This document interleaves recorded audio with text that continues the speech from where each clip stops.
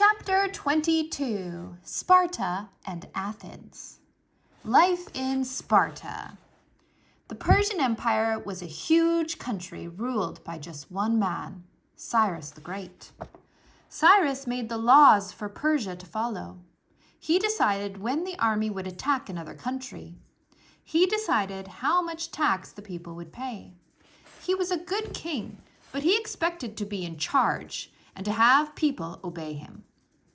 Greece, across the Aegean Sea, was a completely different kind of country.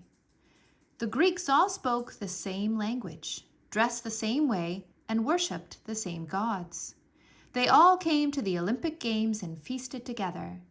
But the Greeks didn't all obey a single king. Instead, each Greek city made its own laws. Each Greek city had its own army. And each Greek city had its own way of living. The Greeks were horrified by the thought of obeying one single powerful ruler. They liked their independence. Athens and Sparta were the two largest Greek cities. But the people of these two cities lived in very different ways. Sparta was ruled by warrior kings, and all Spartan men were required to be soldiers. Boys went to school, but they didn't learn philosophy, art, and music. Instead, when they were 7, they were sent away to special camps where they learned how to be obedient, disciplined fighters. They were taught to exercise so that their bodies would be strong. They were made to march long distances without socks or shoes so that their feet would be tough. They weren't given very much to eat, and they were never allowed to complain. Spartan boys were expected to be tough and silent. One story from Spartan times tells of a boy who was away at military camp, learning how to be a soldier. He was so hungry that he stole a live fox from someone else at the camp. He was planning on cooking and eating the fox. But just as he was getting ready to kill the fox, he saw some Spartan soldiers walking over to talk to him.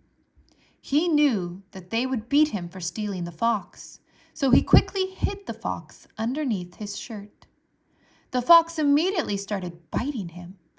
But rather than admit that he had stolen the fox, the boy stood up and talked to the soldiers without showing any pain. Even though the fox was chewing on his stomach, he suffered without showing it until the soldiers went away. All Spartan boys were supposed to be this brave and silent. When they were 20, boys had to pass a special test of fitness and bravery. If they passed, they were allowed to join the army. They would stay in the army until they were old men. Even if they got married, they weren't allowed to live with their families. Instead, they lived with the other soldiers in barracks. Boys who didn't pass the test weren't allowed to vote.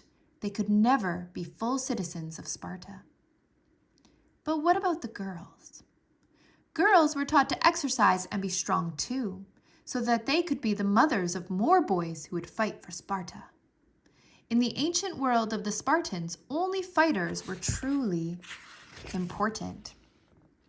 And the Spartans thought that women were weaker and more timid than men. So the women of Sparta were less important than the men.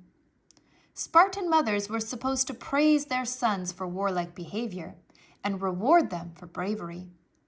One Spartan mother told her son, who was leaving for battle, "Come back with your shield or on it." Since the losers of battles were forced to give up their shields, here's what she was really saying. Either win the battle or come back dead. Spartans would rather die than lose a fight.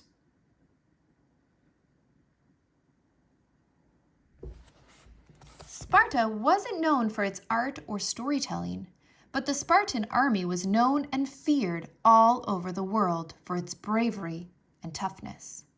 Today, we still call someone Spartan if they suffer pain or disappointment without complaining. Life in Athens. Spartans were expected to obey their king, but the Greeks who lived in Athens had a different way of doing things.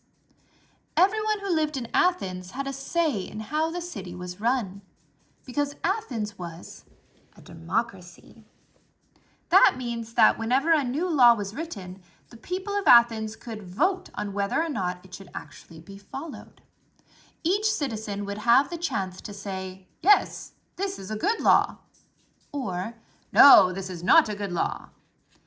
If more people voted yes than voted no, the law would pass. They also voted on their leaders, on how much tax they should pay, and on whether they should go to war. Whenever it was time for the citizens to vote about something, they would gather in the middle of the city at a special meeting place called a forum.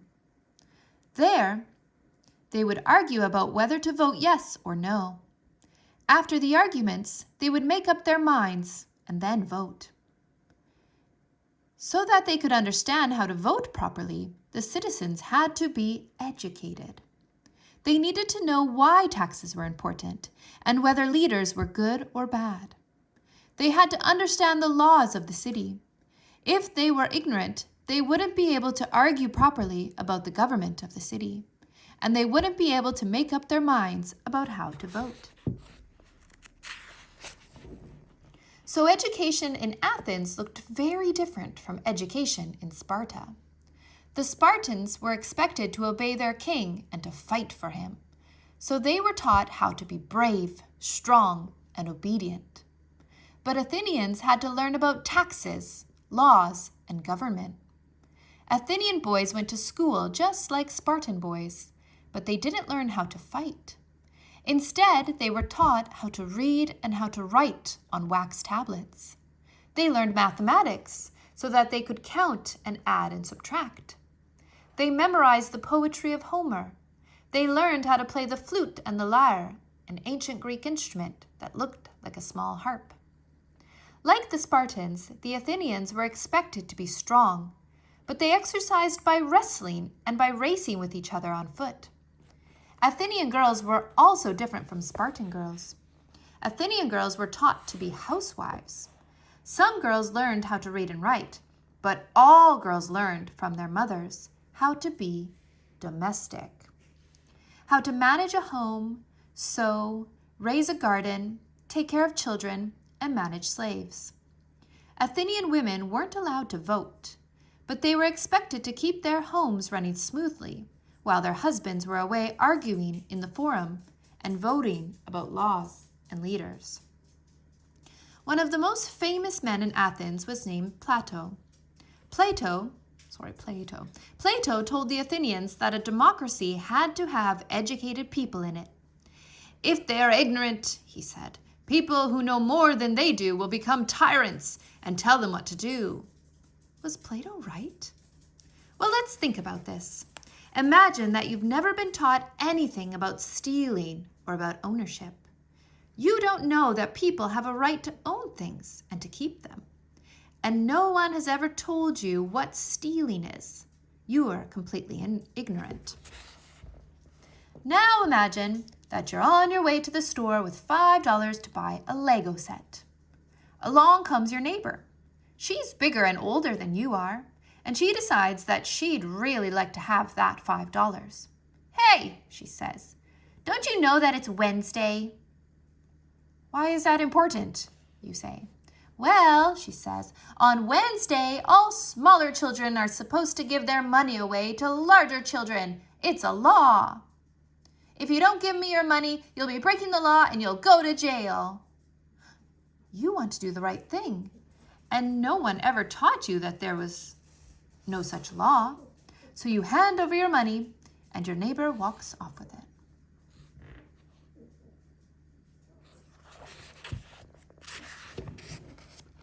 That's just what Plato meant when he said that ignorant people will always obey tyrants. If you don't know what the law is, anyone can tell you what to do.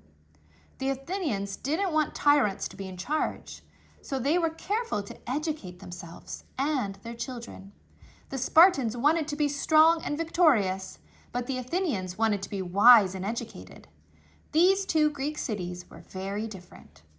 Note to parent, The Greek city-states began to arise in the mid-800s BC/BCE. The Athenian and Spartan lifestyles described here date from the 600s.